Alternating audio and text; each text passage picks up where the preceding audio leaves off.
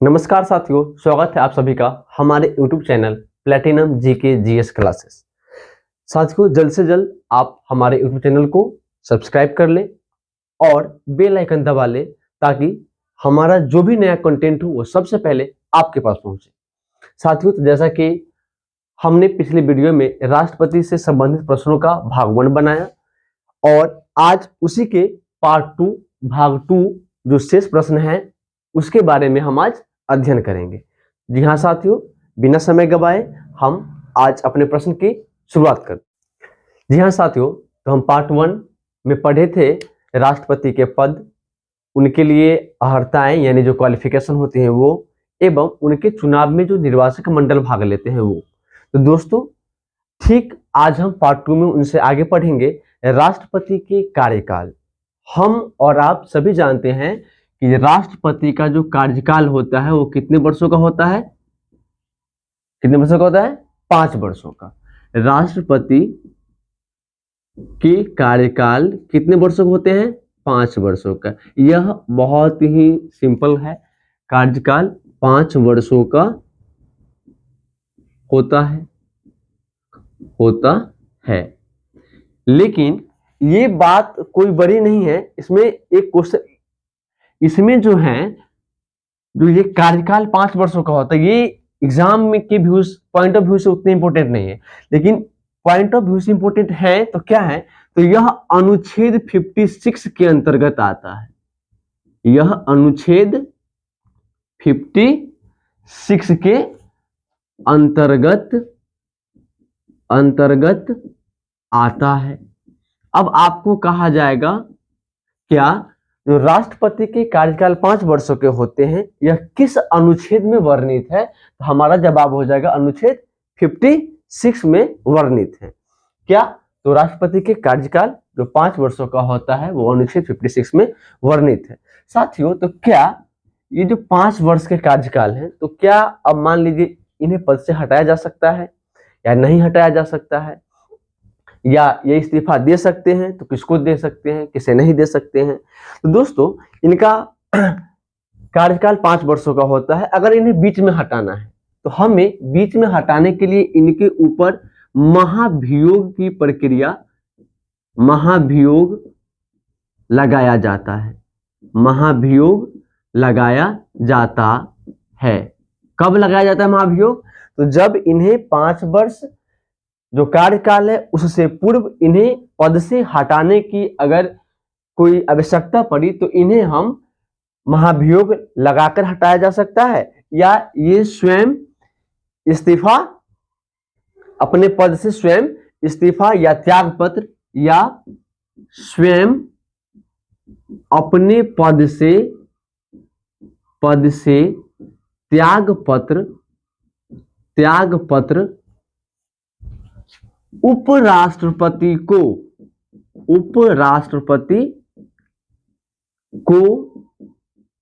देंगे। उपराष्ट्रपति, यहां पर जो है महाभियोग लगाया जाता है, ये किनके द्वारा, ये हम आगे चर्चा करेंगे। लेकिन अगर इन्हें स्वयं इस्तीफा देना है यानी त्याग पत्र देना है, किन्हें देंगे? तो उपराष्ट्रपति को देंगे। मतलब कि अब यहां से आपके प्रश्न बनता है जो राष्ट्रपति अपना त्याग पत्र किसे सौंपेंगे, तो क्वेश्चन का आंसर हो जाएगा उपराष्ट्रपति। अब ये महाभियोग की जो प्रक्रिया है, क्या महाभियोग, तो महाभियोग की जो प्रक्रिया है,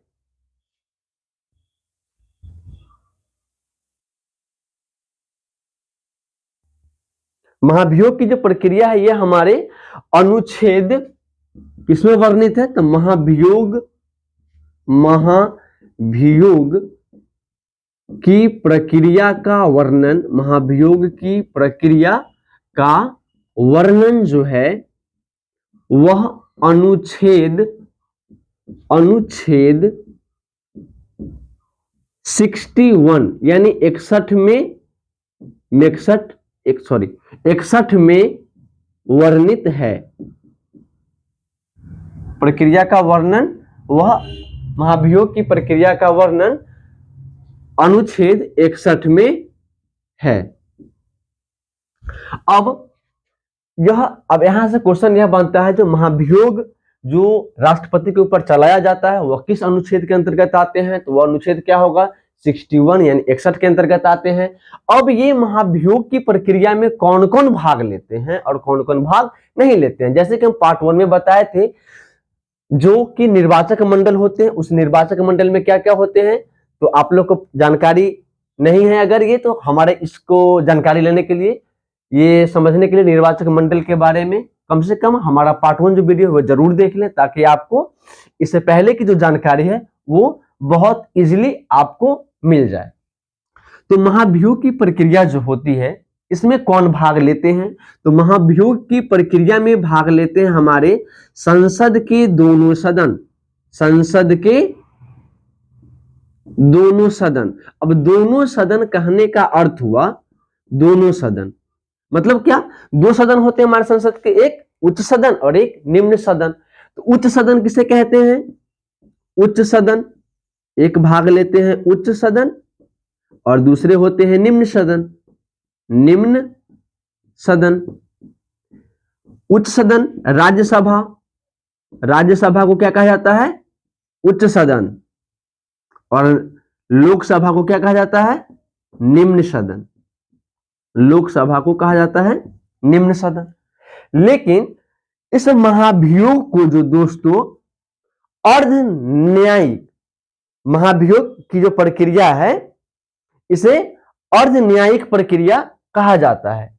महाभियोग की प्रक्रिया को क्या कहा जाता है, अर्ध न्यायिक प्रक्रिया, अर्ध न्यायिक प्रक्रिया कहा जाता है। क्या कहा जाता है, अर्ध न्यायिक प्रक्रिया कहा जाता है। जो कहां चला जाता है, तो संसद में चलाया जाता है। कहां चलाया जाता है यह प्रक्रिया, संसद में चलाया जाता है। ये प्रक्रिया अर्ध न्यायिक प्रक्रिया, इसको पूरे से हम लिख देते हैं ताकि आपको समझ में आ जाए।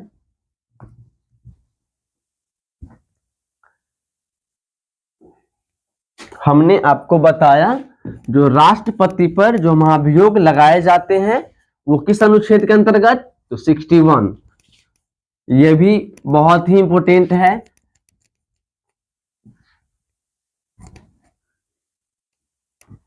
हमने आपको बताया जो महाभियोग, महाभियोग जो प्रक्रिया है, महाभियोग की प्रक्रिया एक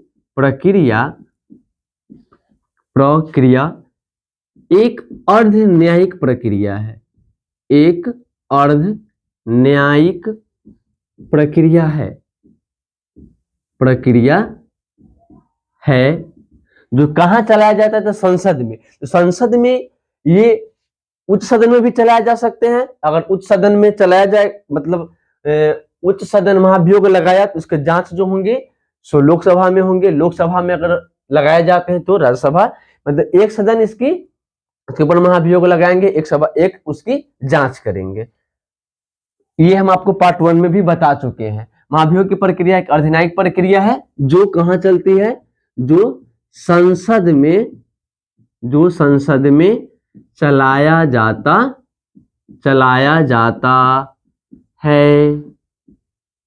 समझ पाए, जो कहां चलाया जाता है, संसद में चलाया जाता है। लेकिन दोस्तों निर्वाचक मंडल जो था उसमें कौन कौन भाग ले रहे थे, यानी राष्ट्रपति को चुनने में, तो राष्ट्रपति को चुनने में निर्वाचक मंडल जो थे उसमें भाग ले रहे थे हमारे लोकसभा के सदस्य, कौमा राज्यसभा के सदस्य, राज्यसभा के सदस्य।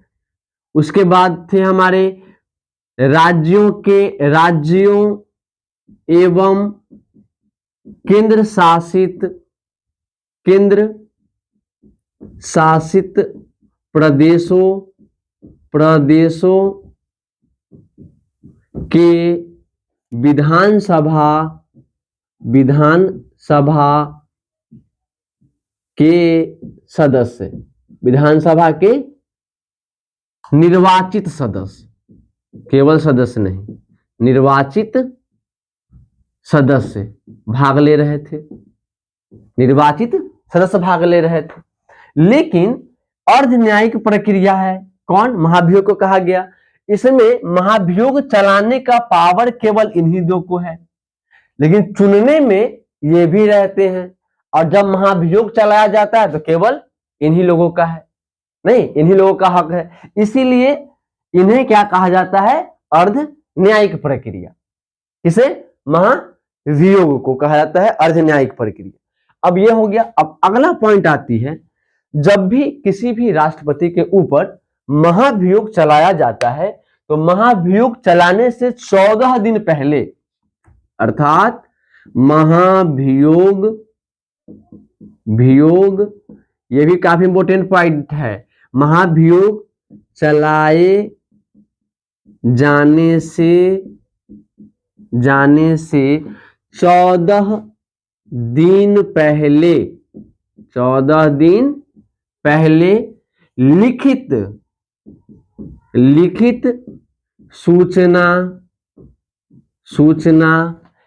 सूचना जो है सो राष्ट्रपति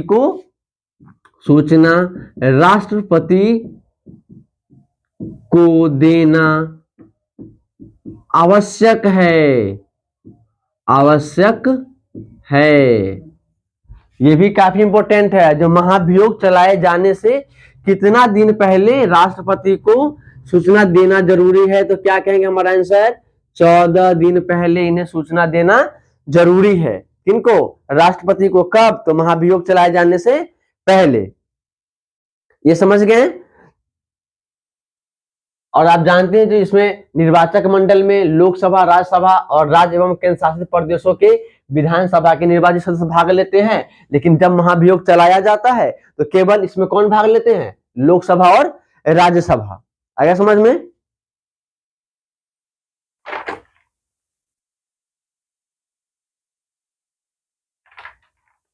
अब यहाँ पे एक जब राष्ट्रपति चयनित हुए तो इन्हें जो शपथ होता है, शपथ दिलाने का जो कार्य, ये किनके द्वारा होता है? तो राष्ट्रपति को शपथ दिलाने का जो कार्य करते हैं, याद रखिएगा, ये भी काफी इंपॉर्टेंट है। राष्ट्रपति को शपथ कौन दिलाता है? तो राष्ट्रपति को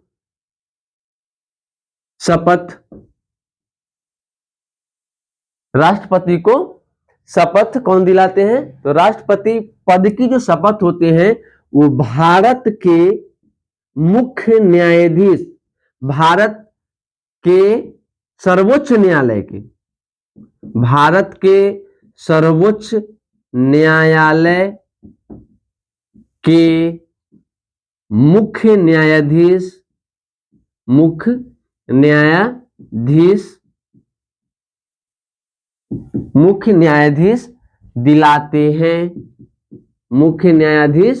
दिलाते हैं। कौन दिलाएंगे? तो राष्ट्रपति को शपथ भारत के सर्वोच्च न्यायालय के मुख्य न्यायाधीश दिलाते हैं, जिसे सीजेआई कहा जाता है, चीफ जस्टिस ऑफ इंडिया। राष्ट्रपति को शपथ कौन दिलाएंगे? तो भारत के सर्वोच्च न्यायालय के मुख्य न्यायाधीश दिलाएंगे। ये भी काफी इंपॉर्टेंट है। राष्ट्रपति को शपथ दिलाने का कार्य कौन करता है? तो मुख्य न्यायाधीश। अब यहाँ पे एक पॉइंट और आपके लिए इंपॉर्टेंट है, तो वो क्या है? मान लेते हैं ये मुख्य न्यायाधीश नहीं हो उस टाइम, तो शपथ कौन दिलाएगा? राष्ट्रपति का तो चयन हो गया, चुनाव हो गया, लेकिन अब मान लेते हैं किसी कारणवश मुख्य न्यायाधीश नहीं, तो आखिर अब इन्हें शपथ कौन दिलाएगा भाई? तो कौन दिलाएगा? तो जो सर्वोच्च न्यायालय, जिसे हम सुप्रीम कोर्ट कहते हैं इंग्लिश में, सर्वोच्च न्यायालय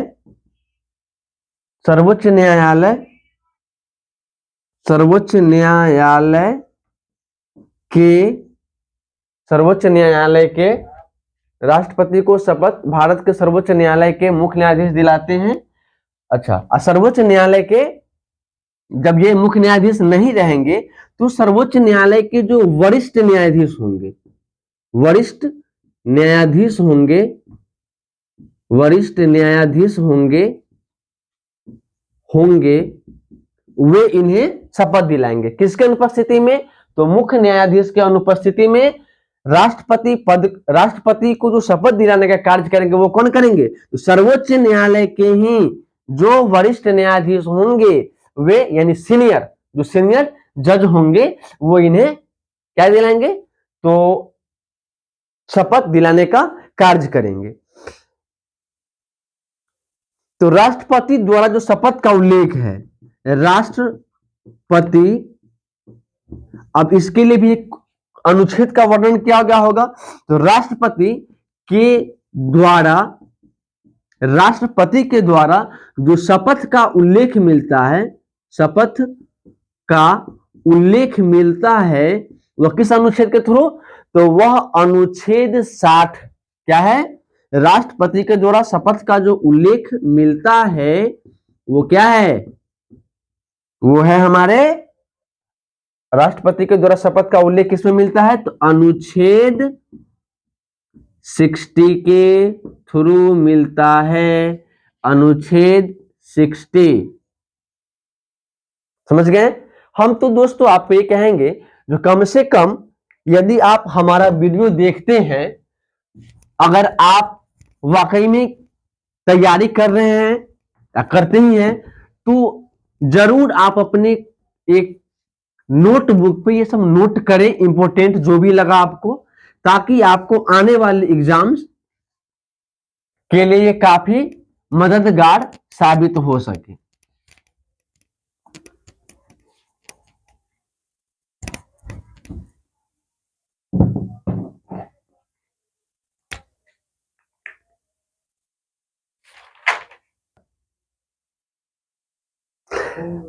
नेक्स्ट है राष्ट्रपति के पद यदि अस्थायी रूप से खाली हो। क्या हो?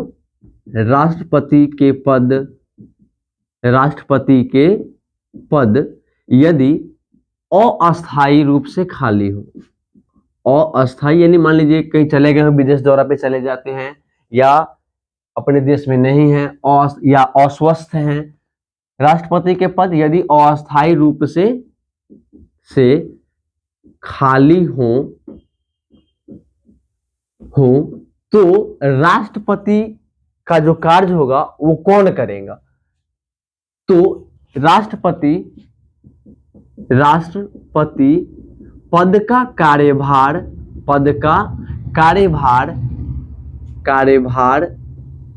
उपराष्ट्रपति करेंगे। कार्यभार उपराष्ट्रपति चलाएंगे। कौन चलाएंगे? उपराष्ट्रपति।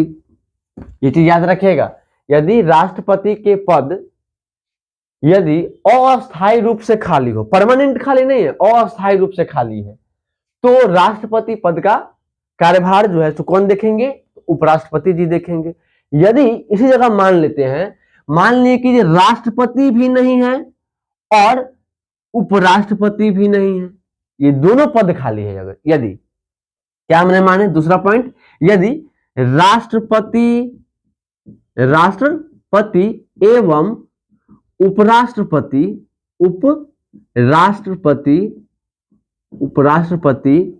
ये दोनों पद खाली हो, ये दोनों पद रिक्त हो तो राष्ट्रपति का कार्यभार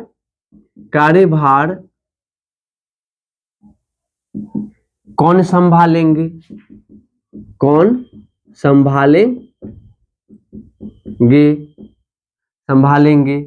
तो राष्ट्रपति एवं उपराष्ट्रपति ये दोनों पद रिक्त हों तो राष्ट्रपति का कार्यभार जो है सो संभालने का कार्य कौन करेंगे? तो भारत के जो सर्वोच्च न्यायालय के मुख्य न्यायाधीश हैं वो संभालेंगे। कौन संभालेंगे? भारत के सर्वोच्च न्यायालय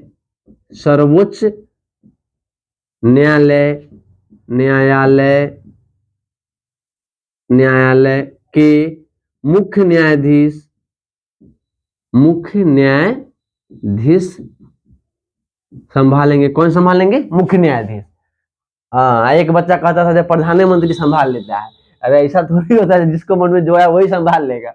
सर्वोच्च न्यायालय के मुख्य न्यायाधीश संभालेंगे। याद रखिएगा, जब राष्ट्रपति एवं उपराष्ट्रपति दोनों पद रिक्त हो तो कौन संभालेंगे कार्यभार?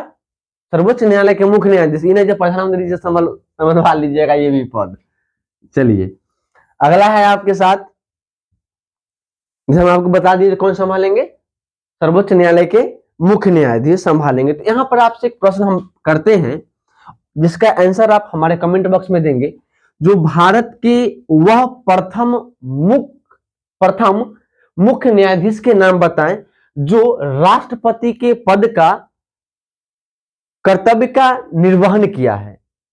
क्वेश्चन फिर से सुनेंगे, क्वेश्चन है आपका, हम लिख दे रहे हैं, इसका आंसर हमको कमेंट बॉक्स में जरूर दीजिएगा।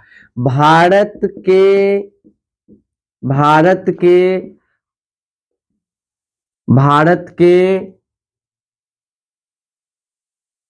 उस मुख्य न्यायाधीश, भारत के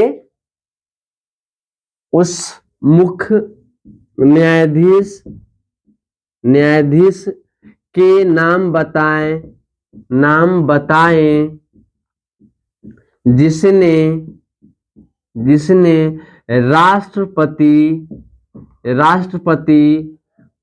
पद के कर्तव्यों